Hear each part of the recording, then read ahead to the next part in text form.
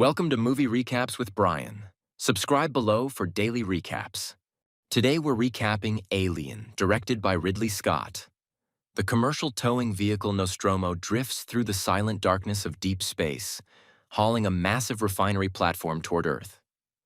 Inside, the seven-member crew: Captain Dallas, played by Tom Skerritt; Executive Officer Kane, played by John Hurt; Warrant Officer Ripley, played by Sigourney Weaver; Navigator Lambert, played by Veronica Cartwright; Science Officer Ash, played by Ian Holm; and Engineers Parker, played by Yaphet Kotto, and Brett, played by Harry Dean Stanton, sleep in stasis, preserved in dreamless suspension.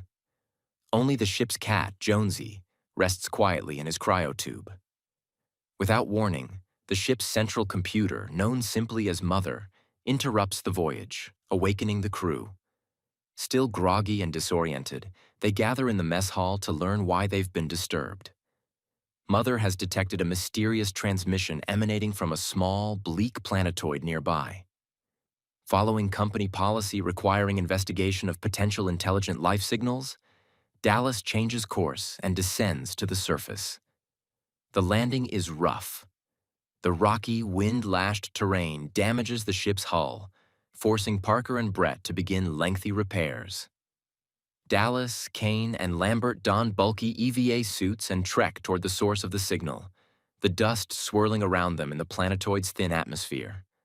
Rising from the gloom is a colossal, derelict alien spacecraft, ancient, ominous, and seemingly lifeless. Inside, they find a vast chamber with ribbed organic walls and a fossilized alien corpse, its chest grotesquely ruptured, as if something had exploded outward. Kane ventures deeper alone, discovering a cavern floor covered in leathery, translucent pods. When he peers inside one, movement stirs. The pod opens, and a spider-like creature launches itself at him, shattering his helmet visor and latching onto his face. Dallas and Lambert drag the unconscious Kane back to the airlock. Ripley, in command while Dallas is away, refuses them entry on strict quarantine grounds, but Ash overrides her and lets them inside. In the infirmary, attempts to remove the creature fail when its blood proves to be a highly corrosive acid, burning through deck plating. The crew can only watch and wait. Hours later, the creature releases Kane and dies. Kane seems fine, tired, but coherent. Repairs complete, the Nostromo resumes its voyage. The tension begins to lift as the crew shares a final meal before returning to stasis, until Kane starts coughing violently.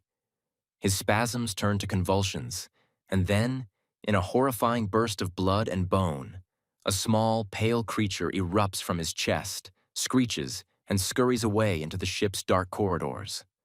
The crew ejects Kane's body into space and begins hunting the creature with motion trackers. But it grows rapidly.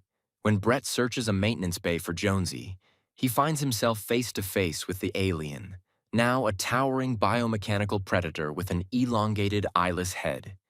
It kills him instantly, sparing Jonesy, who watches from the safety of his carrier. Realizing the alien is moving through the ventilation shafts, Dallas enters with a flamethrower, hoping to drive it into an airlock. Instead, it ambushes him in the dark. Lambert, panicked, urges escape in the shuttle, but its life support capacity is too low for all four survivors. Ripley takes command and heads to Mother for options. There she discovers the ship's true mission. Special Order 937, crew expendable, priority to secure the organism for the company's weapons division. Ash attacks her, revealing in the struggle that he is an android. Parker smashes his head partly off, exposing milky synthetic fluids and wiring.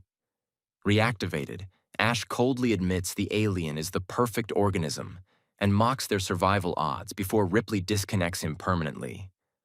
Parker incinerates the remains.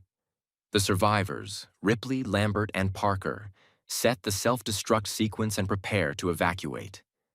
But in the supply bay, the alien corners Lambert and Parker, slaughtering them both. Ripley, now utterly alone, races to the shuttle with Jonesy. She narrowly escapes the Nostromo's detonation, a silent bloom of fire against the void.